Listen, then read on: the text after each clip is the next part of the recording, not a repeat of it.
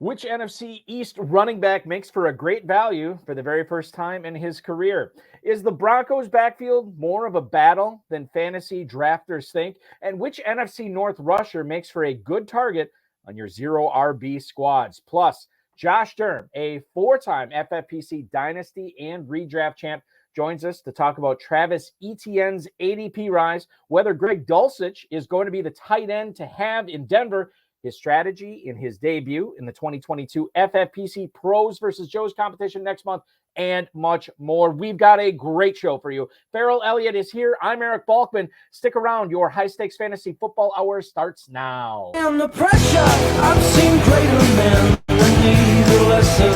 Broadcast live and heard around the world, you are now watching the most entertaining hour of radio on the planet. Welcome to the High Stakes Fantasy Football Hour presented by MyFFPC.com with your hosts Eric Balkman and Farrell Elliott. The High Stakes Fantasy Football Hour is your home for analysis from the best players in the world. And now, because no one else was available, here are Eric Balkman and Farrell Elliott. Solace in the scripture, are we not all our father's sons? I became a man, nobody ever told me what a man was. Thank you, Rob. Greetings and salutations, all you Bulkaholics and Farrelly X. Welcome to the latest episode of the High Stakes Fantasy Football Hour presented by MyFFPC.com. I am, of course, your slightly above average host, Eric Balkman. My co-host is indeed the definitive commissioner of fantasy football, Farrell Elliott. Coming up on tonight's show, we're going to talk about Chiefs receivers not named Sky Moore, whether one AFC West rookie is being severely underdrafted right now, and Josh Durm, a four-time FFPC Dynasty and Redraft champ, will hop aboard the broadcast to break down the Falcons' backfield, Tyreek Hill's current ADP, and much more. If you want to connect with us on Twitter, we are at HSFF Hour. I am at Eric Balkman. And check out Farrell's Kentucky Fantasy Football State Championship, which gets the bulky stamp of approval at KFFSC.com. You can post on our Facebook page at facebook.com/HSFF Hour. And you can also email us at the inbox, highstakesfantasyfootball@gmail.com. If you have any questions for us, now is the time to send them. We'll try to get to all the chat room questions, tweets, and emails in our fantasy feedback segment later on in the show. Thanks to our audio engineer and my best friend, Bryce, and our mutual friend and producer, Rob. Couple of things that I want to bring to your attention before we get started tonight on the show. The Football Guys Early Bird promo, that is running out. 13 days left. Remember, if you register by the end of the month and draft by July 15th, you're going to get a free $35 FFPC team credit applied to your account. You can get that up to 3 times as well. The 2022 FFPC Best Ball Tournament continues to fill drafts each day. The grand prize and prize pool has been doubled for this year. $125 could get you $200,000. The inaugural Superflex Best Ball Tournament has also been pretty popular with the FFPC drafters. Again, $35 there can get you a $10,000 grand prize. Dynasty startups keep rolling on. We got plenty of them this weekend, and we'll have some more throughout the summer. And then plenty of slow, live, and sit-and-go best ball options, all at myffpc.com. The Run to Daylight Championship and the Draft Masters open at kffsc.com. And with that, I will bring in the commissioner of fantasy football, the definitive commissioner of fantasy football, Farrell Elliott. Farrell, tonight we have a guest on in Josh Durm, who is not only a successful fantasy football player, the dude played college football as well. Now, I don't know much about his college football career, and I was talking to Bryce, my best friend, today, and I said, yeah, this is the first time we had a college football player ever on the show. And then he said, are you sure about that? And I totally forgot. We've had Sharkandrick West on several years ago, who played for the Chiefs for 5 years, actually retired the year before they won the Super Bowl. And that was the last time we had a college football player on. I hope we bring some luck to Josh Durm tonight, maybe with him winning $1 million in the FFPC main event or $500,000 in the Football Guys Playoff Championship. More than anything, I hope he brings you and I luck as we try to crush our fantasy leagues this year.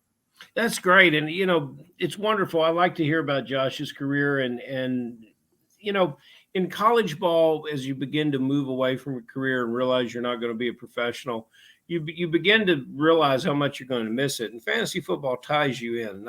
Another great way to compete. You know, here in Kentucky, we have 2 guys that you play against, Balky, all the time that were excellent college players. Chuck Ewell, played at Morehead State, big tackle. He's the guy that looks like a moving building, always wears the Pittsburgh gear when we come in as Caesars to the showroom. And then the late, great Noel Harris, who passed away in February. Noel had a wonderful year at wonderful career at Western Kentucky, and we will miss him terribly. But two fine ball players, and I love it when the guys are playing. I keep talking here in Louisville to Bilal Powell to get Bilal Powell to quit working 10 days a week like he does. He's in the construction business now, and come out and take a team. So maybe someday he'll join us. That'd be awesome. A guy that many of us utilized his stats for years to help us to fantasy glory. That'd be very cool if he participated in KFFSC. I will be participating in KFFSC this year. We are about a month away, maybe a little bit less than a month away from the KFFSC main event kicking off. And then former guest of this show, Adam Krautwurst, pointed out that on Twitter that we are not too far away from the FFPC main event kicking off as well. So it is that time of year. Very exciting time. And to be a fantasy football player playing in either the FFPC or the KFFSC. Let's get into the content tonight, ladies and gentlemen.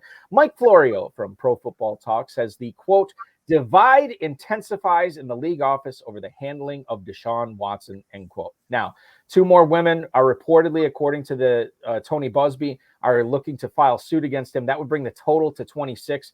Now, the league is concerned, according to Florio, about more of these lawsuits coming out over the course of time. In March, Watson got traded to the Browns, and that's when two more lawsuits were filed back then. And that was when we heard that the league was wrapping up their investigation or coming to a close in their investigation. Now that they have more cases, certainly I don't know if we're at the end of this investigation anymore, and certainly it could go on. Baker Mayfield at this point is still indeed a Brown. And I guess the question here, Farrell, as we know what Deshaun Watson is capable of on the football field with, not the greatest talent around him, we have to look at from a strictly fantasy football standpoint, what are we doing with him in drafts? Shout out to Darren Armani at Fantasy Mojo on Twitter, fantasymojo.com for providing this ADP data. Deshaun Watson has taken a tumble, quarterback 18 now in the 16th round. There is almost no downside of drafting him there, but Farrell is, as we find out more of this investigation, it comes to be, are we really looking at drafting Watson in the 16th round, or are we looking elsewhere, given that this could be a lengthy suspension for Watson this year? Well, the great thing about fantasy football is we got 32 NFL starting quarterbacks, and many of them are showing improving and promising years. Even the guys that played well last year have room to improve. I expect bigger seasons from Matt Ryan, from Matthew Stafford, from Mariota is beginning to convince me that he's got a little promise down in Atlanta. Tannehill, you can make an argument for a lot of these guys passing up the numbers that they did last year. And then the core of the top 12 to 14 quarterbacks will continue to do well. There's no reason to draft Deshaun Watson, even though given an opportunity to get on the field. It's been a long time since he's been on the field. Given the opportunity to do that, he is one of the finer quarterbacks in the league. But it's going to take some time. You've got an 11, 12-week season, main event season. If he misses any time at all, you're just better to ignore that situation. I'm surprised we're not talking anything about Baker Mayfield in Carolina here, Balky. That didn't seem to get into the conversation. Let's bring him into the conversation, because right now, like we know Carolina, the reports this week, they want to get a deal done sooner rather than later. Quite frankly, Cleveland has Jacoby Brissett on their roster, who is capable of playing pretty well and getting that team into the end zone multiple times a game. So I'm not really sure the reason for keeping Mayfield around at this point. But if he does go to Carolina, I mean, quite frankly, that shoots DJ Moore's stock up a little bit. It makes Robbie Anderson a little bit more palatable as far as a best ball option. Terrace Marshall, who had a really rough rookie year, could make a pretty solid step forward this year with Baker Mayfield. I like Baker Mayfield significantly better than what I've seen with Sam Darnold in Carolina. And it seems like that's plan A in Carolina right now is Darnold.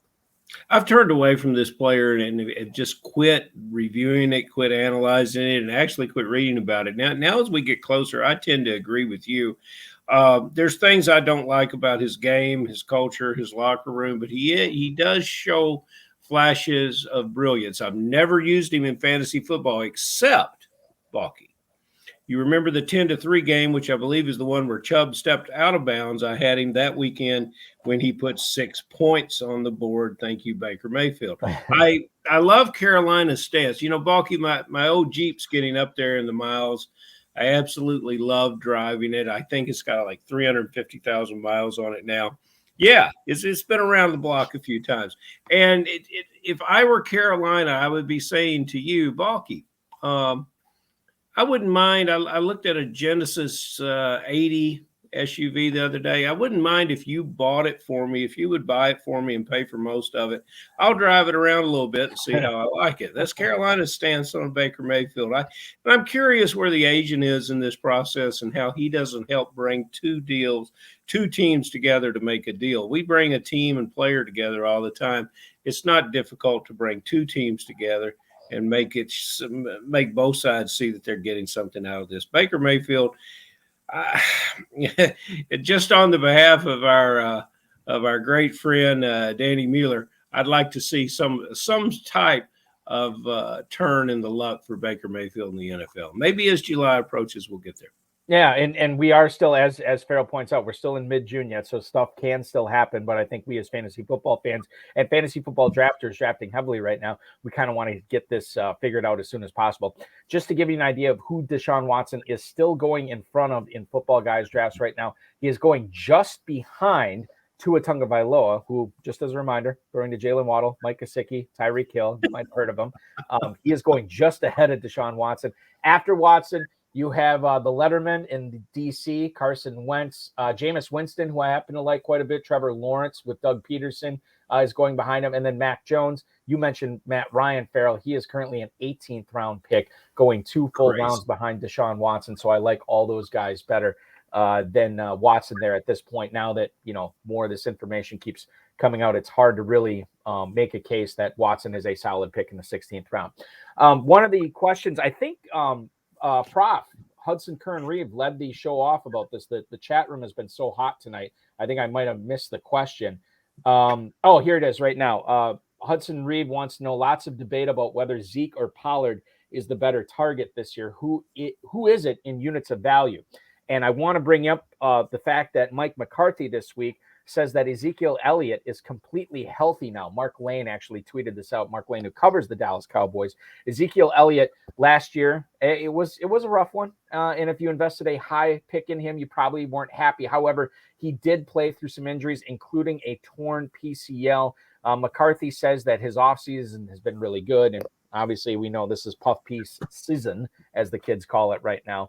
But he's definitely building them up. Ezekiel Elliott will turn 27 years old this year. A lot of people, and we've heard this for the last several years, many high stakes owners have been saying that Tony Pollard is the better back and he needs to be touching the football more. Ezekiel Elliott, he's still getting paid a lot. And to bring it back to Hudson's point here, as far as value goes in drafts right now, Ezekiel Elliott, running back 19 at the 403. I feel like he's moved up a little bit in the last couple of weeks.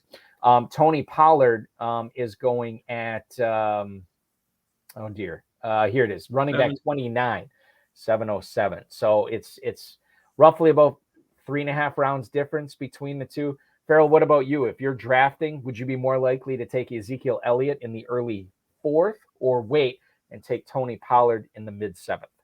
All the regular listeners to the show, Balky, don't want to hear me say the same thing about this that I've been saying for a year, so I won't. I will say that I think both players are extreme values with where they're going, and I think we're going to finally see an offense that gets both these players on the field together. It's Dallas will continue to feed Elliott the ball. He will continue to push over 1,000 yards. He'll get the red zone touches. Pollard had a great year last year, and everybody talks about how wonderful and explosive he is. But without a change of pace, the offense benefits from a change of pace running back, and Pollard benefits from a change of pace that he's running against a defense that's been banged by the veteran Elliott. So it's these guys complement each other, and it's Pollard 2 touchdowns last year.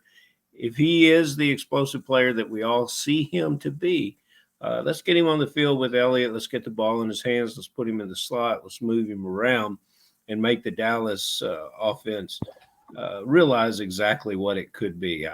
We got to trust the coach, Balky. And look, there's a lot of players in this league that when they're hurting, they don't play. Ezekiel Elliott plays. He lines up and plays. You should be very pleased to have him on your team. And in your fourth round, if that's your running back too, you might be well on your way to a championship. Draft them both. I think they're both wonderful, Bart. Yeah, I think I'm kind of with you on this. And by the way, Hudson's pointing out he likes the draft in May because right now he has Ezekiel Elliott as his fourth running back on 3 Football Guys teams. So congratulations to Buy the Hate on Ezekiel Elliott at this point. Right now, as far as Football Guys drafts go, as Farrell pointed out, he has moved up. He is going right behind James Conner, Breece Hall, David Montgomery. He has now moved ahead of Cam Akers, J.K. Dobbins, and Antonio Gibson. As far as the Pollard tip goes, he is in the area of Ken Walker, Devin Singletary, and James Cook right now, to give you an idea where Tony Pollard's going. Certainly, it's hard for me to say that either one of those is a bad investment at those points in the draft, so I think I'm with Farrell on this one. We do have Josh Durm coming up, a 4-time FFPC redraft and dynasty winner. Before we get to him and his plan of attack in the pros versus Joes this year, let's talk about the Rams here real quick because I think this is important. COO Kevin Demoff did an interview with The Athletic, and he said that the Rams are optimistic that they will get a deal done to bring Odell Beckham back into the fold. He said if they didn't have a salary cap, we could have signed Odell months ago and would have loved to. I'm sorry, I thought the salary cap didn't apply to the Browns. At least that was my inclination after seeing what they've done over the last year and a half or so. He says he's optimistic a deal can get done. Obviously, he is still rehabbing from a knee injury right now. Farrell, it's hard for me to say like, oh, Beckham is a good target as wide receiver 72 in the 16th round right now. I think you can do a lot worse there. I guess if you put a gun to my head, what am I going to say? He's probably back with the Rams this year, but they do have Allen Robinson this year as well, and no Robert Woods. But I think Robinson is a superior pass catching talent to Woods. Cooper Kupp is a demigod. He's still there. It's hard for me to get super excited about Beckham. And I think, and I said this too to my one of my friends here in Northeast Wisconsin. I said, if Beckham signs on and he has a great season, I don't know if it's going to be on my team this year. Okay. Well, there's a lot going on here. And you know what, Balky? Just like the Dallas backfield being crowded, your screen's being crowded now, too. Yes. You got a great contributor there. Right. So dual threat in the Bachman household, and I'm really enjoying it. Who is that? All right. So this is my daughter, Emma. Now, my wife is gone on a girls' weekend this weekend. So I'm watching the kids, clearly not doing a very good job. I think she's doing a great job. Yeah, she's doing a great job. I'm thrilled that she's being a part of the broadcast tonight. I will let you talk about Odell Beckham here, and I will deal with her. Kevin Demoff. Who is Kevin Demoff? He is pretty much the consigliere of the Stan Kroenke family. Basically football royalty in Los Angeles. Marvin Demoff, his father, is a noted player agent all the way back to the days of John Elway. This is a man that has a great deal of I'm searching for the perfect word. He is basically the voice of this owner. And Balky, when he speaks, I believe what he's saying is we should already have Beckham under contract. And he might be just talking to the gentleman in the front office and the coaching staff saying, you know what? If you guys wouldn't trade all our draft picks away, we might have some players money at the minimum, and consequently, we could afford to sign Odell Beckham. At some point, the ability to sign these veteran players for the Rams are going to run out. They're doing a great job with it right now, managing the salary cap. So I like where this comment is coming from. Demoff has made some interesting comments, and I'm sure with his background in analytics and his contribution to this front office, that he's right in the middle of this. But this is a message, I believe, coming from the ownership that says, guys, I'm not getting in your way, but it sure would be nice if we had Beckham under contract. All right. So we do have a question for my daughter, Emma, in the chat room right now. I'll bring her over as long as she promises to go right back upstairs. I Okay, perfect. The Dizzle wants to know, do you think that Mo Alley Cox will hold off Jelani Woods at tight end as a rookie in Indianapolis? Yes or no? What's that mean? Well, Mo Alley Cox is currently the starting tight end in Indianapolis, but they drafted Jelani Woods this year. He could be the future. Do you think Mo Alley Cox is still going to be the starter all season, or is it going to be Jelani Woods? What player is he? Is this soccer? No, this is football. Pro football. Okay, so just Mo Alley Cox or Jelani Woods? Woods. Woods. Jelani Woods, Dizzle. Why You heard it not? here. You heard it here. All right, you seriously need to go to bed, okay? I have to bring on our next guest. Say goodnight to everybody. Good night. All right, there we go. Emma Balkman making an appearance, her debut on the High Stakes Fantasy Great Football job. Hour. Holy cow, our next guest has a lot to it's going to be tough to follow that. I want to bring him in right now. He finished his Division II football career in 2008 and transferred his love of the game into fantasy football. For the last 3 seasons, he's been playing in the FFPC and is looking forward not only to drafting his first main event team live in Las Vegas, but as well as his debut in the 2022 FFPC Pros versus Joes. You follow him on Twitter at DurmFF. That's DURMFF. Please welcome into the program 4-time FFPC Dynasty and Redraft champ and 2022 FFPC Pros versus Joes drafter, Josh Durm. Josh, welcome into the program. Thanks for hanging out with us tonight. Good evening, Balky. Good evening, Farrell. How you Nice doing? to see you, sir. Thank you. I know this is an exciting time for you. You're going to be drafting live in Las Vegas. You are going to be drafting in Pros versus Joes.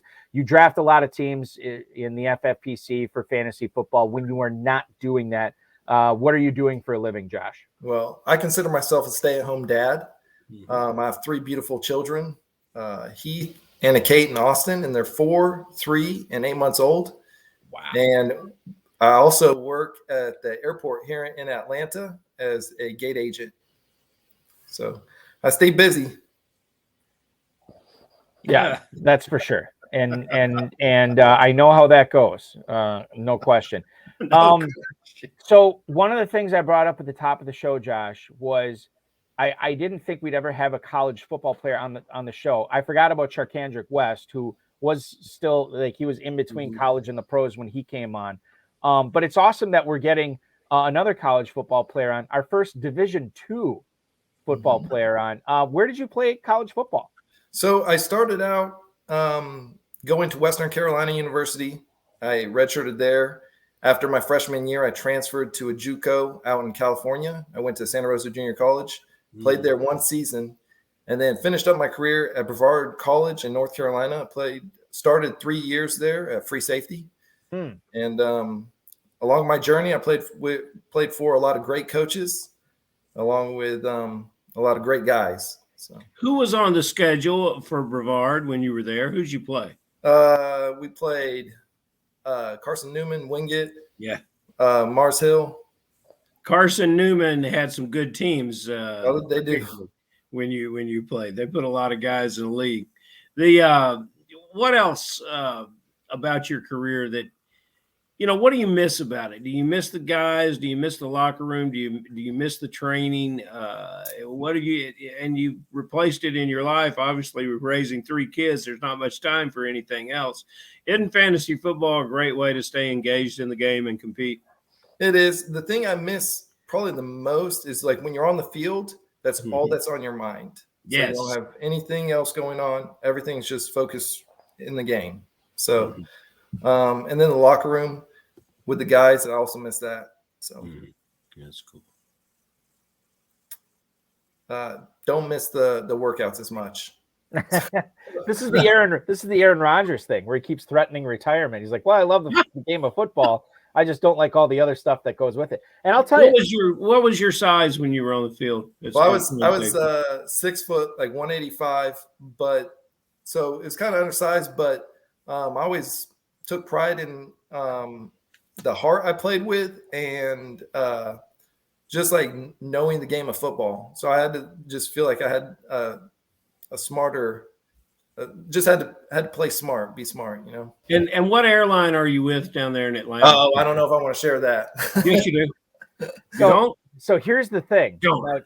Josh, this may seem very innocent. but Farrell is sizing you up so he can represent you as you make your Well, comeback. also, I want to know what airline, because I want to walk up to the gate and say, Durm said I can go to first class. If you come with an attitude in the right place and you ask politely, no telling what could happen. So you never know. I'm spending a lot of time in Atlanta. I want to have a friend at the airport. That's all I'm saying.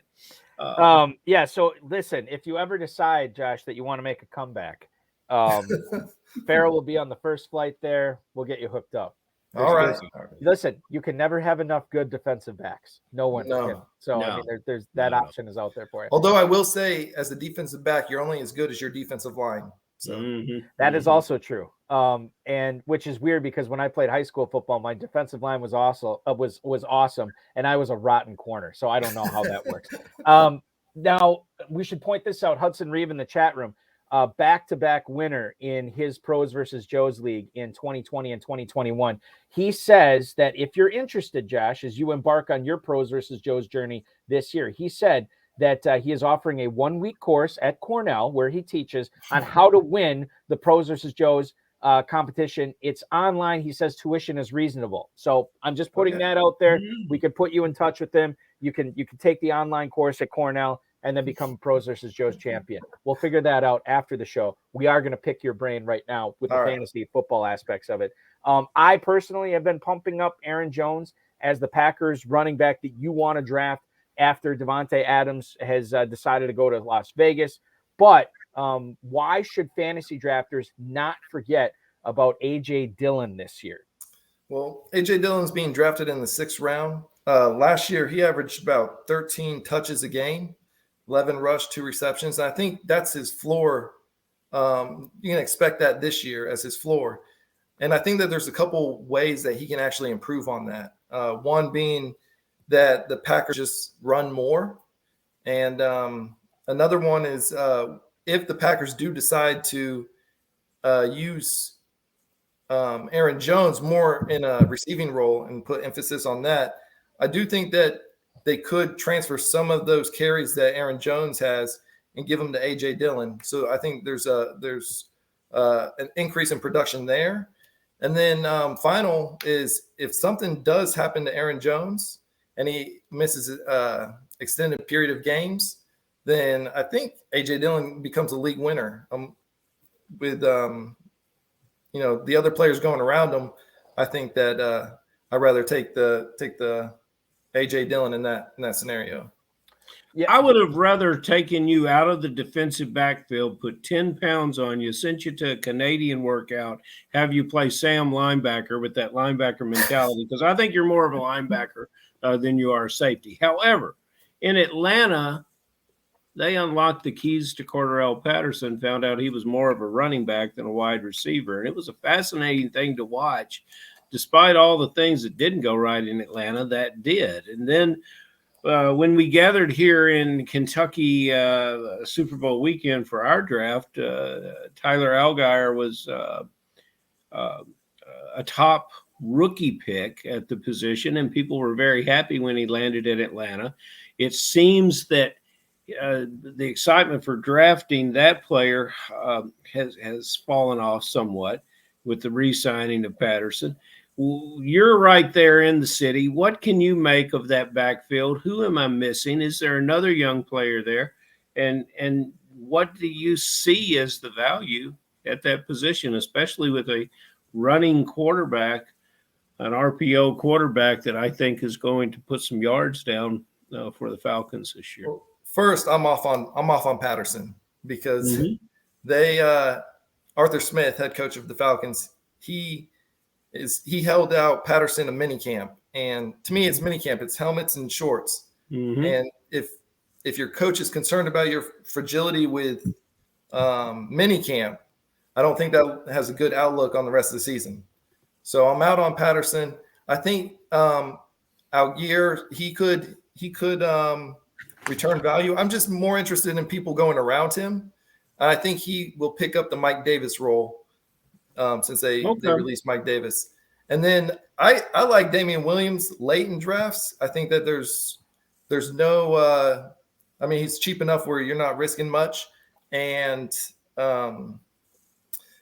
And I think that he could fill in for Patterson if something were to happen to Patterson. So I like Damian Williams at the backfield. Fair enough. Good player. Damian Williams too, and I love where he's going. I mean, you're looking at Chris Evans, James White, and Matt Breida going right ahead of him. I'd say a little Breida. That's probably not a bad investment in the 17th round. But Damian Williams, 1708, running back 73. Those are the three guys he's going behind, right ahead of Trey Sermon, Kennedy Brooks, and Keyshawn Vaughn. I mean, the fact that Williams is even mentioned with those guys is unbelievable. He's I like him so much significantly better than those other three players there for sure. One of the things we've noticed, Josh, over the last, I would say week and a half, maybe 2 weeks, has been the ascendance of Travis Etienne. He's picking up a lot of steam in football guys drafts. In fact, as I get the mojo right now for Travis Etienne, I can tell you, and you probably already know this, he's going at the 306 as running back 15. He's ascended past Connor, Breece Hall, David Montgomery now. I'm just kind of curious. I know you have him on a bunch of teams. I think a lot of those are Dynasty, if correct me if I'm wrong. But how likely is it, if you're drafting in football guys, how likely is it that you would be willing to draft him in the mid-third when a lot of pundits out there are saying that he could even go higher than the mid-third by the time September rolls around? Yeah, looking at the drafts now, it's hard because, like you said, I did draft him a lot. I was looking at my drafts, and I do have him quite a bit in Dynasty, but the never too early drafts is where I really got him at a discount. And so looking at it now, it's kind of hard to pull the trigger, but I think in the right roster construction, I think it's fine. And, I'm still excited about him, but after drafting him in the 6th and the 5th round, and then now he's going in the 3rd, it can make it a little bit more challenging. But I think he can still work there in the right roster construction. I think a guy that can still work for fantasy drafters is Tyreek Hill, and I cannot believe that he continues to drop so far into the 2nd round. I know that people consider the aspect of the quarterback, but I think when you think about it, you realize the mix of players that he had on the field, just in volume and work alone in Kansas City and what's going to be expected from him in Miami are really two different things. Anyway, however it comes out, Tyreek Hill doesn't belong in that spot in that draft. Am I right or wrong? I think he's properly priced in the draft because it's a lot of different factors going into where that's made him lose a little bit of value from last year. I think the quarterback, I just go back to like the AFC Championship game against the Bills where he caught like a 20-yard pass, or it might have been a little bit longer than that, but he catches it and takes it to the house, where I think Tua can make the same throw. And so Tyreek Hill, he creates his own yak, his own yards after catch. So I don't think the quarterback is where I get a little hesitant on where he's going, or not where he's going, but like if he was going earlier. I think Mike McDaniel being the head coach, not knowing exactly what type of offense he's going to run, what his philosophy is going to be, I think that's actually a little bit more included in his discount. And then I think unfairly, the Waddle and him, thinking about the target competition, he had that with Kelsey in Kansas City, and I think Waddle actually helps him out more than Kelsey helped him out because they were working two different parts of the field with him and Kelsey, and then now Tyreek and Waddle, they can actually play off of each other. So I think that actually helps him in Miami. So I'm just a little bit concerned with how Mike McDaniel is going to run the offense there. But you would take him at that spot. Yeah, in other words, absolutely. if you're down at the end of the 2nd round, that's a player you're targeting. Absolutely. And so where would you draft him in the 2nd round? If you're at the 7 pick and he's there coming back around, is that? If you're at the 9 pick and he's there coming back around, where do you say that you're not going to go higher with him? I'm big on roster construction. Yeah. So So it really depends on like where I go in the first round, how I'm going to go back in the second round. I like drafting running backs in the second round, but I could see going up to like the 205, 206. Yeah, I do like them. I do like them better than some of the receivers going there. I have Devontae Adams and Tyreek Hill in one of my drafts, and I remember after I put both players on the roster, I just would pull up the draft board and stare at it, and smile. I was just very happy. And the other thing, keep in mind, Tyreek Hill, according to Tyreek Hill, again, he says he has a more accurate quarterback going to him this year in Tua Tagovailoa than Patrick Mahomes. So there's that. Listen, if you speak it into existence, it can be true. Moving on here, Josh, and we're talking with Josh Durm, Pros vs. Joe's drafted this year, a 4-time FFPC league champ. Denver has a couple of tight ends, pretty talented tight ends. Albert Okwuegbunam and the rookie out of UCLA, Greg Dulcich. Now, as I give you the ADPs on these guys, they have tightened over the last, I would say, week, maybe 5 days. They've tightened up a little bit more. Okwuegbunam, tight end 16 at the 1105. Dulcich still going behind him, but Greg Dulcich has moved up, tight end 33. He is now safely in the 18th round, almost the 17th round. I got to admit, with the people I'm talking to and the things I've read, I think that these ADPs are going to get much closer as the next few weeks go on. And at some point, Dulcich could overtake Okwuegbunam, especially once we get preseason football.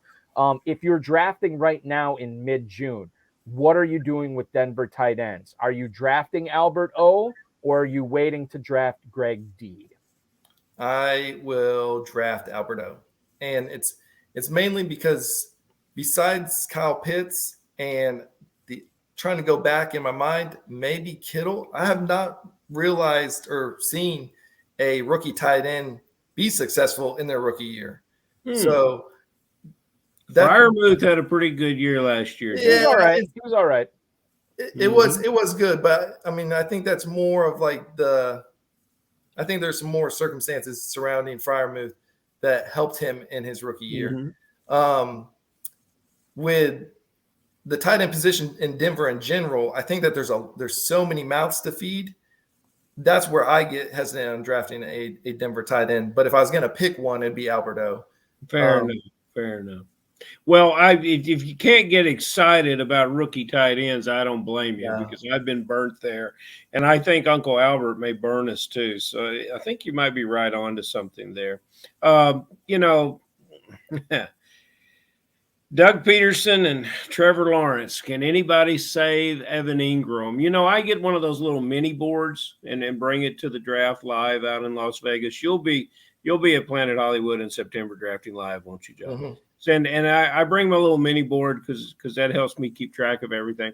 And the little stickers, and I make my columns of players. And when I get to a player that I just won't draft, I put it on upside down.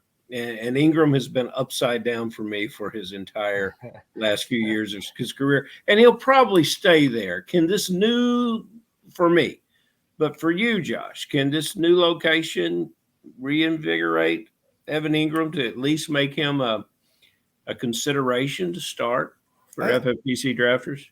I think it can. He's going as tight end 23, I believe. In round 13 is, I think, where I saw him. I think he can.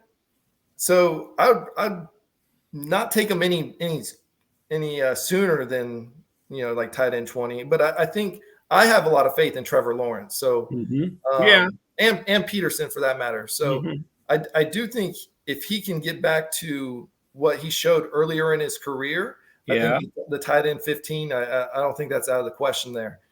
He does have he does have very good hands, but he has very short arms. I just haven't it hasn't looked good to me. Balky, do you have the mojo from Darren to tell us who's going around Ingram? I sure do. You're looking at Njoku, who has really ascended since that contract that he signed, which obviously that would make a lot of sense. Gerald Everett and Tyler Higbee going right before Evan Ingram in drafts. Ingram is going ahead of Logan Thomas. Austin Hooper, Hayden Hurst, Evan Ingram, tight end 23 at the 13-10 over the last 7 days in Football Guys Players Championship draft. So again, some of these guys, we've heard different philosophies on tight ends from a lot of high stakes players. Some of them are like, I got to have a top 3 guy at tight end because tight end's a minefield every year. I don't want to play it. And then you have other guys saying, I'll wait on the position and I'll draft 2 or 3 of them. Usually one of them hits or hits okay, like a partial hit, like, one hit on a destroyer or battleship. And sometimes that's good enough if you are loading up on running backs, receivers, and a good quarterback early on. Ingram would fall into the latter category of just like, let's see what happens if it's not working out. I cut my 13th round pick. I move on to the hot, sexy running back that week that's got the great opportunity and go from there. So I think that's the case that you would make for Evan Ingram at tight end 23. Certainly some upside there with, I can't believe I'm saying this, he's newly found upside in Jacksonville with Trevor Lawrence and Doug Peterson. Couple of emails here for you, Josh. Freddie in Spartanburg, South Carolina. What's up, Josh? Which Chiefs receiver do you like better? Smith-Schuster in the 6th or Valdez-Scantling in the 11th? Freddie in Spartanburg, South Carolina, thank you for emailing. So Smith-Schuster going about 5 rounds ahead of Marquez Valdez-Scantling, and I think Marquez Valdez-Scantling making about $5 million more than Juju Smith-Schuster this year. That's what I was going to say. I was going to say their contracts are like switched to their ADP. Doesn't match. But I'll say that my wife's a Steelers fan, so I've watched a lot of Juju from when he was with AB to when he was without AB. And when AB left, I always told her, I was like, I'm going to stay away from Juju. And I've always been off of Juju since that period. I still don't like him. I think that I'm not high on MVS. I'd rather take probably if I could, I'd probably take Kelsey in the 1st, but over the 2. But I don't. If I had to choose between the 2, I'd say MVS just based on the contract alone. Well, so, get her on the show, and we can revisit Freiermuth and Claypool. She's going to be in Vegas. I love it. Perfect. She's going to be my co-owner. Very good. Very, very good. Farrell will have his Chase Claypool Steelers jersey to give to her. No question. Let's get to Tom and Austin here, Josh. Assuming Lamar Jackson plays this year for the Ravens, how bullish on the Baltimore passing game are you going to be? Thanks, dude. That is Tom in Austin. Tom, we appreciate your email. Ravens passing game no longer has Marquise Brown. It does have Rashad Bateman, Devin Duvernay, James Prochet, and obviously Mark Andrews and the running backs they have there. Are you excited about that passing game there this year, Josh? I'm hesitantly excited. I like that. So yeah, I get it. I do like Bateman and I like Mark Andrews. But it does concern me a little bit that a lot of Andrews' production came without Lamar. So that does give me some hesitancy, but I do like Bateman this year, along with Mark Andrews. I like them both. I think that they can outperform their ADP where they're going at right now. Farrell, I'm out of emails, so it means it's up to you. Okay. What I think about now that you get to play pleasure of talking to you, Josh, and I wish that I had met you earlier. I really like the way that you have your opinions on players. I got a feeling that when you draft, you're going to get your guys, that's and I like that, I think you're the kind of guy that's going to stick to your guns when the draft comes along, no matter what's happening. So with that in mind, I think you're probably going to give us one of the better feedbacks to this question. Who is your number one guy that you, throughout all drafts, that you're targeting? And he doesn't have to be an early guy. He can be a later guy, but he's a guy that you want or find at the end of all your early drafts that you've done so far that he's on your team. And then who is your Evan Ingram? I told you the guy that I just don't want anything to do with. Do you have someone like that? So my early guy, or the guy that I want, is an early guy. It's Saquon Barkley. And that's okay. I mean, it's kind of a soft toss, but I like Barkley. I think that he's getting knocked right now for some injuries that he coming back from the ACL.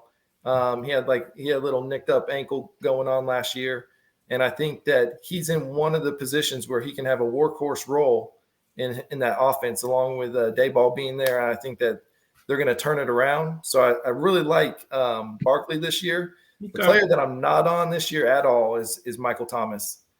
Yeah. I think an ankle injury lasting 2 years. and I saw a video that he ran a straight line, and straight lines don't work on slants. So, and then I heard that he is slant boy, right? Yeah, he's slant boy. Slant and boy, he's still not he said he's still not healthy. So I don't know what's going to work for his ankle. I mean, it's it's I don't know if he needs another surgery or not. Well, and we talked about it too, I think last week on this show. What did the Saints do? Drafted Olave in the first, and now they just signed Jarvis Landry. I mean, you can kind of read between the lines here of what they're thinking of Michael Thomas. So at this point, I think Michael Thomas is I don't think his heart's in the game. So and maybe it's tough. It's and I'll say this about Barkley too, because I feel like he was another guy that with Ezekiel Elliott was really tumbling in drafts. And while I think Elliott has risen a little bit, I think Barkley's risen a little bit too. He's bounced back. Saquon Barkley now running back 9. He's up to the 205 in the last 7 days in Football Guys drafts. In fact, at least one person took him in the first round within the last week too. So we'll see what's going on with Barkley. A lot to like there with Dable and him coming back from those injuries. So yes, I think Barkley would make some sense in the mid-second round. Last question for you, Josh. Do you have any thought? I mean, you obviously don't know where you're going to be picking.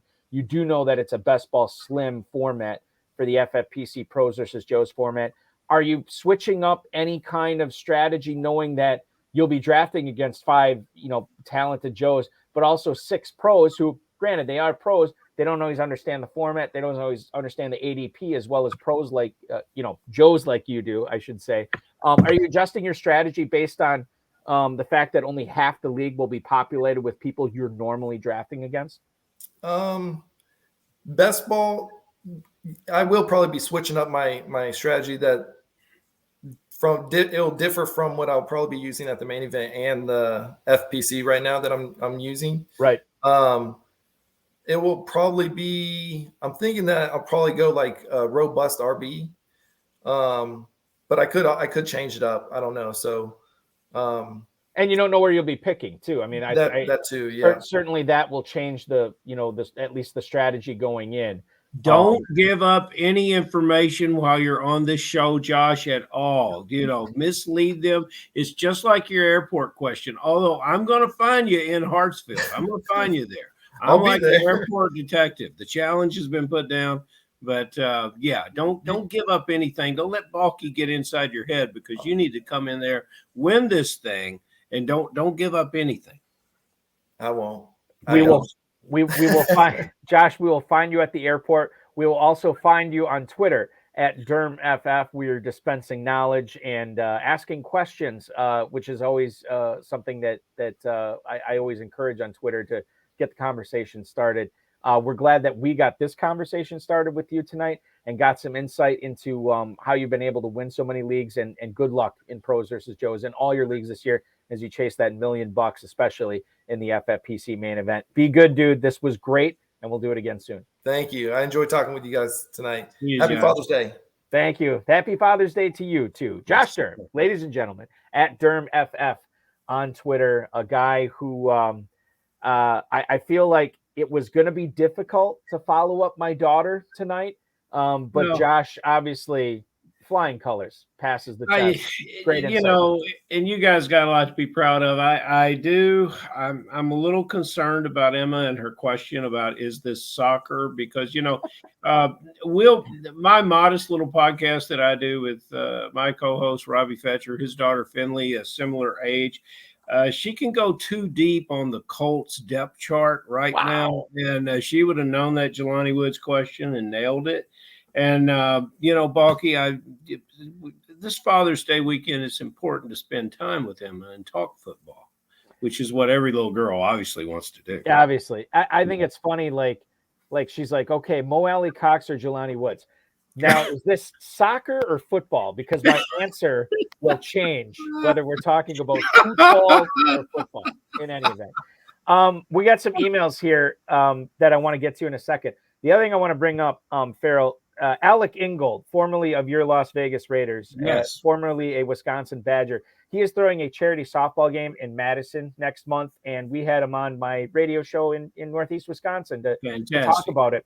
And we were talking about Mike McDaniel, obviously, and I brought up, I just kind of snuck it in there, and he was a pro. I said, Mostert and Zaquandre White and Myles Gaskin and Chase Edmonds, you got all these guys. And then he reminded me that I forgot to say Sony Michel, which I felt really bad about. I'm like, Alec, who do you think you're going to be blocking most for this year between those guys?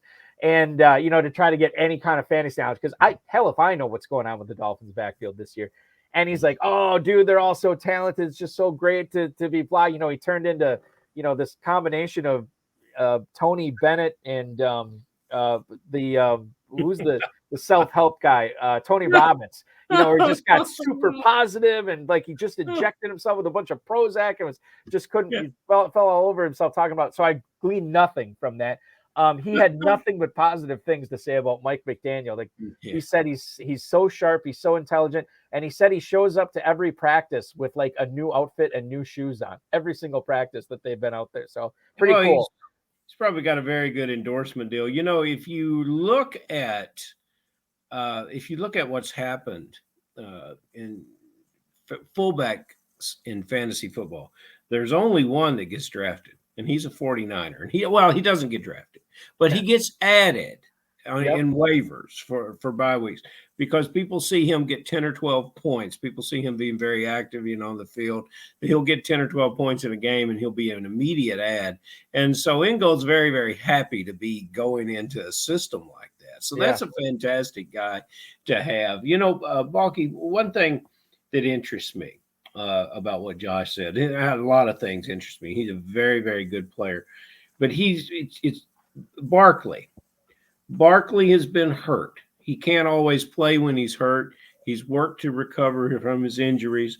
But Barkley, over the last 2 years, if you take all the running backs, 150 minimum carries, over the last 2 years, he's averaged 3.5 yards a carry, dead last amongst anyone over 150 carries in the last 2 years. Ezekiel Elliott, on the other hand, a fourth-round draft pick, who is a much more significant bargain in my mind, has played hurt. You can obviously see he's hurt, although some people say that he's just washed up. But you can obviously see that he's struggled physically, but he continues to play on the field, get 1,000 yards, 47 catches, 10 touchdowns rushing.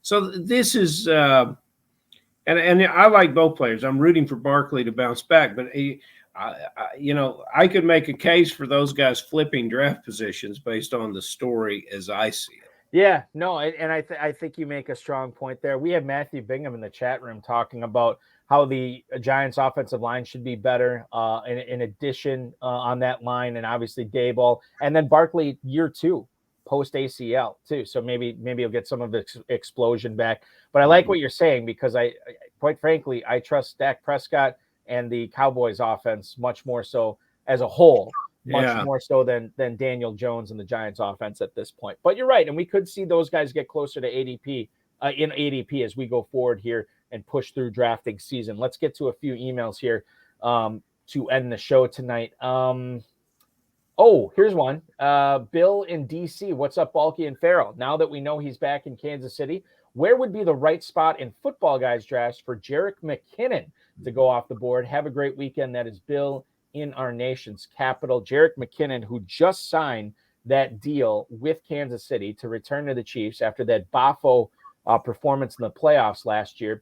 He has an ADP over the last 7 days. So this is not, I think he signed within the last 7 days. So this ADP that I'm about to announce will go higher.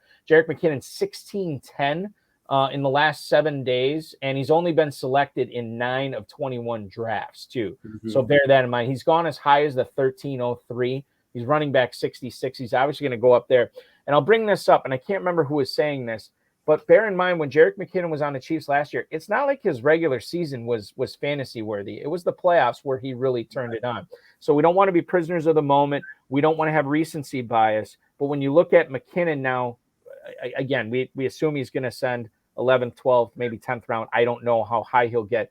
Farrell, if you were going to draft him in a Football Guys draft, where's the time that you would start looking at him? In the Football Guys draft, I'm not going to draft him, so I'm going to fall with that other 50%. But in our slim drafts, as well as our true best ball drafts that go 28 rounds, he's going to be a player I target. And I would draft him where you're speaking about drafting him in the Football Guys. So I love the player and I love the upside. I don't want to make a decision about starting him from week to week. If I like what I see during the preseason, I'll change my mind on this player.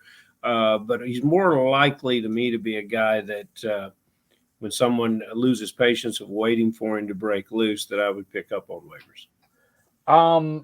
Moving on, and this is a good one for you, Farrell. We're going to stick in the AFC West. This is a Raiders question from Paul in El Toro, California. Should I be fading Josh Jacobs and Kenyon Drake and focusing on Zamir White in my FPC leagues this summer? Now, this is interesting because there's something I read, I think it was today, actually. I'm going to see if I can bring up the report on it, and I should have had this ready. So I do apologize. I know this is great radio / television. Zamir White, and I can't find it now, but there was something to the effect of, Maurice Jones-Drew. That's who was saying from the NFL Network. Says that White fits in well with Josh McDaniels' running scheme. He says the Raiders are not that creative a running team. Sorry, Farrell, his words, not mine. They don't create explosive plays in the running game. They're like downhill, A gap, a little power. They're not a zone stretch team. And if you watch his tape, that's what Zamir White is. That's what he does well. Jacobs and Kenyon Drake, I believe, are not under contract after this year. Zamir White was a player the Raiders just traded up for. Seems like, this is the type of, when we read between the lines, this is the type of stuff we like to see when we're looking at values in the draft. Zamir White, Farrell, 1409, running back 60. I'm all over that. Yeah, that's good value for Zamir White. And it's a situation where you're going to like him better when you get, again, into the preseason. But if you don't see him do it in the preseason, you might keep him somewhere around the 14th, 15th, and 16th round. And there's where you should go for it. Now, you bring a rookie running back into that situation. Those are two good running backs, Jacobs and Drake. We know the former coaching staff didn't get what they needed to get out of Drake, and then he got hurt. And it's certainly not recency bias, but there is some appreciation as to when he joined the Raiders as a free agency. He was a free agent. He was a well-paid player and a player that was in demand, and we all kind of had a raised eyebrow when he landed with the Raiders. But, players want to play there. It's a three-headed monster. It's a good product for the Raiders' backfield. I think it's a huge upgrade over what they did last year. For fantasy purposes, we're going to have to work it out. Jacobs' draft spot at the position has already taken the hit for this player being there. But yeah, it's there's a nice spread between Jacobs and White to get the handcuff, and in best ball, you might as well take all three of them. The flip side of the coin, as Matthew Bingham points out in the YouTube chat, it's a McDaniels backfield. Avoid. Brandon Bolden will probably end up being the most valuable. It could happen because why not? Right? Yeah. So I mean, there is that. Good point. Who was that? Oh, Bolden. Yeah. Okay. I will say this too. Dizzle pointing this out in the chat room. He said, "How to avoid 14 running backs? Do not draft New England, Kansas City, San Francisco, or Miami running backs. Avoid Harris, Steph, White, Strong, Edmonds, Michelle, Gaskin, Mitchell, TDP, Sermon, Wilson, CEH, Jones, and McKinnon." And certainly there's something to be said for that. I don't know if I am a wholehearted evangelist to that. I'll take all those guys. I like all of it. Yeah. So this is, you got to get in some more. Send them my way, Dizzle. Exactly. Hudson wants to know in the chat, he wants to know which quarterback we like better this year between Justin Herbert and Kyler Murray. For me, while I do think that a lot of FFPC drafters might be selecting Justin Herbert at his ceiling right now. Remember, he's quarterback 3, and quite frankly, He's not that far from quarterback 2 right now, almost surpassing Patrick Mahomes, only about less than a half round separates them in the 6th round right now. Mhm. So I will say in a vacuum, I would prefer Herbert over Murray. However, I have 0 shares of Herbert this year, and I know I have at least 1 of Kyler Murray. And I do like the value of Kyler Murray not being chosen until the 8th round, as opposed to Herbert, who is going in the early 6th. If an undergrad at Cornell asked that question, Hudson Kernry would throw him out of the classroom. That is, we know that the golden arm of Herbert leads to fantasy football victory and riches. That's where your play is. And, like all good 26ers know, I'm one of them, at least honorary in status. I have Herbert in one of the leagues that I'll be competing with our wonderful professor this year. Can't wait to hear that as that league unfolds. 2 more quick ones tonight, Farrell, before we get out of here. John in Houston. Hey, guys. With Amon-Ra, St. Brown, DJ Chark, and now Jamison Williams around, is TJ Hawkinson going too high in drafts for you right now? Thank you for the email, John in Houston. Hawkinson in the tight end premium Football Guys Players Championship currently has an ADP of tight end 7 at the 507. He is going right around Dalton Schultz area. He's about almost 2 rounds after George Kittle, and he's going well over a full round before Dallas Goedert. Is that too high for Hawkinson, knowing all the weapons that Detroit has in there, the ascendance of St. Brown and the additions of Chark and Jameson Williams? I have not figured this player out for this coming season, and I probably won't. He's in no man's land with tight ends, and if I'm in that draft, Schultz is going to go higher than that. And the spread between Hawkinson and the guys that follow him, he's going to be right there on an island and not too many tight ends around him. So the answer is that I don't know, but if he's a 5th round tight end, I'm going to do something before then, or I'm going to do a couple things after then that I find more interesting to me, and I'm going to let someone else take the risk. He got about 60 catches last year. I forget how many games he was active for. He didn't play the full season. He is a terrific player, but the jury's just out for me, and I just don't like where he's drafted. Kamish Bryce is a massive Lions fan. He has a TJ Hawkinson bobblehead next to his desk at work. So he is a big fan of Hawkinson. If you feel like he's going too high, get in a league with Kamish Bryce, and he will really go high in those leagues. Final question here, and it's from the chat room. It's for you, Farrell, actually. C's Backgrounds wants to know, Tyrion Davis Price, do you like him this year, Farrell? I'm assuming that's a redraft question. Running back 47 in the 11th round of Football Guys drafts right now, right behind Michael Carter and Naheem Hines, right after Carter and Hines, and he's going right before Tyler Algier and Kenneth Gainwell. Do you like TDP, Farrell? I've got to see him do it in an NFL uniform, and that's what preseason means to me. And we've got only 3 preseason games this year if you throw out the Hall of Fame game. So we've got 3 per team. These guys will get a lot of play, and that's when I want to see it. So right now, I'm glossing over this player, and I'm going to some of the other guys that you mentioned, Balky. But that's what preseason is for me, is to look at the running backs. I think the wide receivers I got a pretty good feel for based on their coaching and the way that they the idea of why they joined the team and how they're going to be used. But at the running back position, one team can say, you know what, we want this player for a variety of reasons, and he'll probably get 5 or 6 touches, and that's a big, big role for us, but it's not a big, big role for fantasy football. I've got to understand what they want out of the player. That was from Trevor Holt, by the way, longtime KFC. Oh, how sweet it is. Yes. Exactly. And with Trevor Holt's question, we will put a bow on this show. Farrell, I want to thank you for hanging out, answering some questions, spitting some knowledge here, and hanging out with Josh, Durm, and myself. We will do this again next Friday at 10/9 Central, man. I'll see you then, Balky. Thank you. Farrell Elliott, the definitive commissioner of fantasy football. Remember to check out all the leagues at kffsc.com. The Run to Daylight Championship, just 2 leagues remain in that, one live, one slow, and of course the Draft Masters going off there at kffsc.com. Thanks to Josh Durm, thanks to Farrell Elliott, the FFPC, Rob Bryce, and of course each and every one of you. And thanks for filling that Football Guys Midnight Draft tonight, which I will be commissioning here shortly after we sign off on YouTube, Twitter, and Facebook. We are back, as I just pointed out, with Farrell at 10/9 Central next week. Multiple Football Guys League winner Glenn Pilopple will be on the show tonight.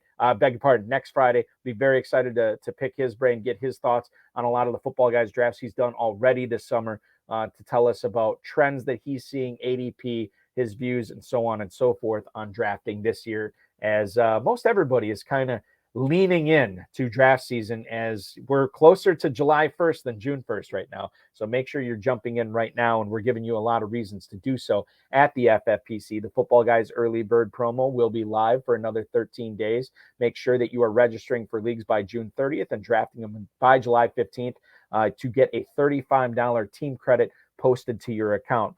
The FFPC Best Ball Tournament continues to get great support on that. Drafts going off every day, mostly of the slow variety, but some live drafts in there every so often. So make sure you're checking that out, as well as the Superflex Best Ball Tournament, $10,000 grand prize with just a $35 entry there. Dynasty startups are available at myffpc.com. Plenty of slow, live, and sit-and-go best ball options, all at myffpc.com. The last thing I do want to mention is we'll be having a special broadcast of the HSFF Hour, I believe this Wednesday, 10:30, 9:30 Central. It'll be myself and our good buddy Dave Tripoli, who he's very active on Twitter. He will be drafting an FFPC best ball tournament team that night.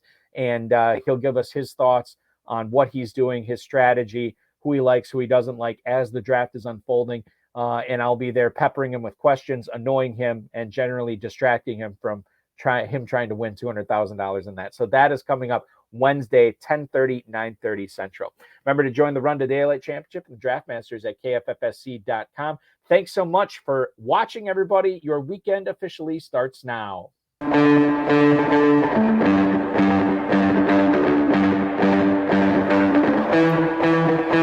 This has been another episode of the High Stakes Fantasy Football Hour presented by myffpc.com. It was broadcast live and was watched around the world. Balky and Farrell will be back next week with more analysis, more interviews, and more advice from guests much smarter than they are. Thanks for watching, and we'll talk with you again next week.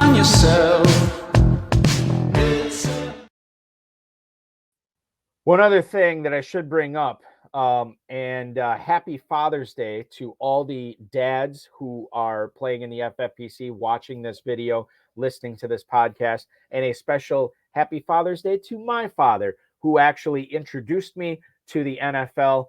I think I might have told this story on this show before, but growing up in Northeast Wisconsin, I couldn't understand why anybody would ever root for the Green Bay Packers. My father and all of his buddies, week after week, they would talk about how terrible the team was, how worthless it was putting up with it. And yet all they talked about all week was, if they just do this, or if they just do that, if we just get this guy, we just get this guy. There's a lot of losing in the 80s when I was growing up with the Packers. That started to turn around in the late 80s and early 90s. And I'm glad he got to see in his lifetime, as long as I've been alive with him, not one, but 2 Super Bowl championships, which was very cool. He's the one who introduced me to the NFL. I'm eternally grateful for that and so much else. Happy Father's Day, Dad, and happy Father's Day to all the dads out there. We will talk with you at 10:30, 9:30 Central on Wednesday. Thanks for watching, everybody.